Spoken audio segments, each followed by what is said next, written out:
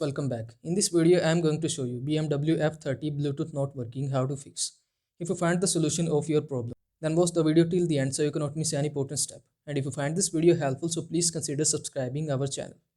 If your Bluetooth not working, then these are the solutions provided by the peoples.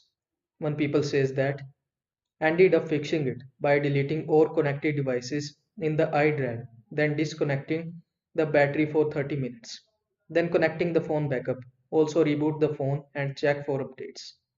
So this is the solution of your problem, is to deleting all connected devices in the iDrive, then disconnecting the battery for 30 minutes, then connecting the phone backup, also reboot the phone and check for updates. And here in the down, another people says that let us know what worked for you. I have to disconnect and reconnect my Android to get it to work almost every time and sometime multiple times. So this is the solution of your problem. I hope this video was helpful to you. Make sure to like this video and subscribe to my channel for more this type of content. Thanks for watching.